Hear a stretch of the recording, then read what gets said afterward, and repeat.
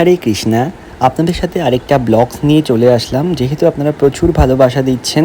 দোল পূর্ণিমার এটা ছিল একদমই কিন্তু আমাদের গোপুসোনার এটা রাতের বেলার লুকস, অর্থাৎ আমরা কিন্তু ভগবানকে চেষ্টা করেছিলাম প্রতিটা প্রতিটা মুহূর্তে, দোল পূর্ণিমারও প্রতিটা মুহূর্ত থাকে, অর্থাৎ ফার্স্ট সেকেন্ড থার্ড মুহূর্তে আমরা কিন্তু ভগবানকে আমরা গোলাপের সাজ দিয়েছিলাম, গোলাপের পাপড়ির বৃষ্টি করেছিলাম।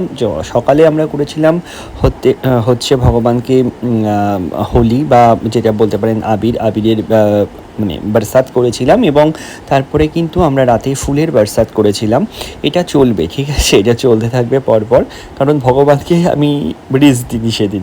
এতটাই দুষ্টুমি করেছি ভগবানের সাথে, হোলি মাখিয়েছি, তারপরে কি বলবো, সোনাদেরকে এতটা আমি টাইম আমি কি করব, সোনাকে নিয়ে এতটা টাইম আমি স্পেন্ড করেছি, সোনারা মনে হয় লাস্টে খুব বিরক্ত হয়ে গেছেন। আমি দেখছি পরের দিন আমাদের সোনা একটু রোগা হয়ে গেছে। যাই হোক, এটা হচ্ছে আমাদের যে বাড়িতে যুগল আছেন তাদের নিয়েও কিন্তু একটু নাচাকোদা করেছেন, কারণ ভগবানের সাথে কিন্তু একটু নাচ করতে হয়, ভগবানের কীর্তন শোনাতে হয়, ভগবানকে গান করতে হয়, ভগবানের লীলা বলতে হয়, এগুলোই ভগবান পছন্দ করেন। আমি ফুলের দেখুন বরসাত করেছি, ওইখানে ছিল গোলাপের বরসাত, যেহেতু আর এখানে ছিল একটু বড় সোনা, তাই একে ফুলের বরসাত করেছি।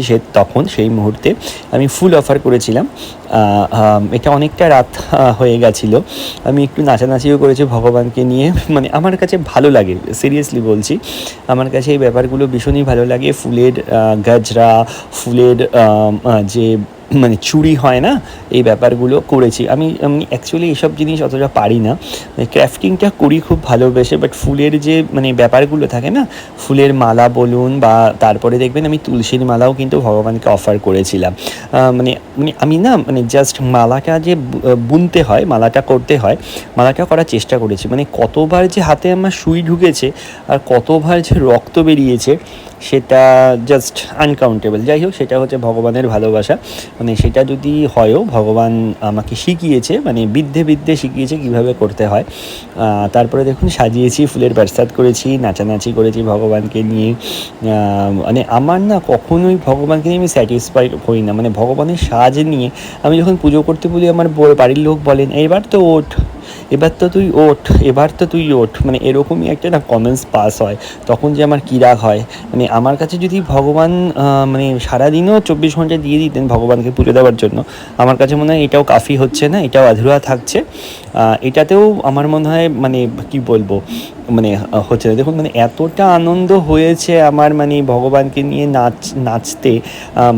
আমি ভেবেছিলাম অ্যাকচুয়ালি সকালবেলা ভগবানকে নিয়ে হোলি ছড়িয়ে নাচবো, কিন্তু হোলি ছড়িয়ে নাচলাম, ভিডিও করাটা দেখো প্রবলেম হয়ে যায়, কারণ এক হাতেই আমি সব করেছি।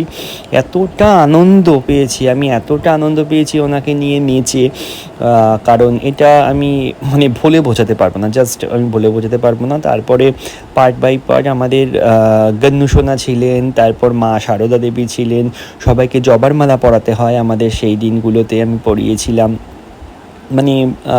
আমার ঘরে প্রচুর ভগবান। দেখুন তুলসীর মালা করেছিলাম, অনেক কষ্ট করে তুলসীর মালা বানিয়েছিলাম। আমি মালা করতে একদমই পটু নই, বাট আমি চেষ্টা করেছিলাম, আমি অফার করেছিলাম ভগবানকে, ভগবানও সাথ দিয়েছিল। যাই হোক, তারপরে মোটামুটি পার্টটা শেষ হয়ে গিয়ে কোনো মতো আমি রাতের বেলা চলে গেছিলাম আমাদের মন্দিরে। এটা ছিল যুগলের মন্দির, তারপরে ছিল হচ্ছে রাধারানীর মন্দির। সব মন্দিরগুলোতেই গেছি, ভীষণ ভালোভাবে কীর্তন হচ্ছিল সেখানে, ভাগবত পাঠ হচ্ছিল, গীতা পাঠ হচ্ছিল, ভীষণ ভালো লাগলো। অনেকে আমার দিকে তাকাচ্ছিল যে একটা ইয়ং জেনারেশন ছেলে ভাগবত পাঠ শুনছেন, গীতা পাঠ শুনছে। আমি মনে করি একদম শোনা উচিত। আর আমি সিরিয়াস বলছি, আপনাদের নেক্সট জেনারেশনগুলোকেও কিন্তু এগুলোর প্রতি আপনারা আচ্ছাদন করুন, না হলে কিন্তু কি বলবো, বেশি দূর এটা তো অ্যাকচুয়ালি কলিতেই ম্যাক্সিমামটা শেষ হয়ে যাচ্ছে সব। তাও আমি বলি, এটা কিন্তু মোক্ষম, ভগবান আপনাকে জন্ম দিয়েছে কলিযুগে, কিন্তু আপনি ভীষণ ভগবানকে থ্যাঙ্কস করুন, কারণ এইখানে যদি আপনি হরে কৃষ্ণ মহামন্ত্র জপ করেন, তাহলেই কিন্তু আপনার ম্যাক্সিমামটাই কিন্তু উদ্ধার হয়ে যাবে। কলিতে ভগবানকে পাওয়া খুব সোজা, ঠিক আছে?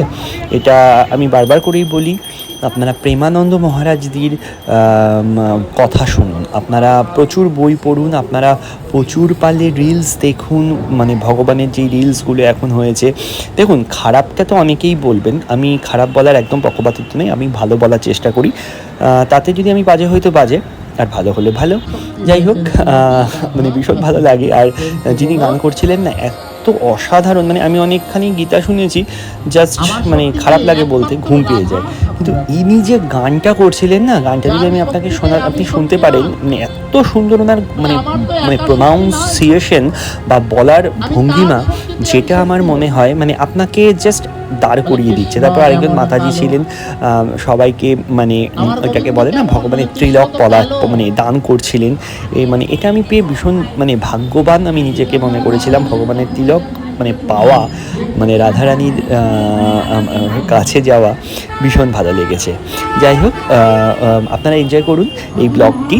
এবং আরেকটি ব্লগস আসছে, মানে আরেকটা ব্লগস, কারণ আমি বলেছিলাম আমি প্রায়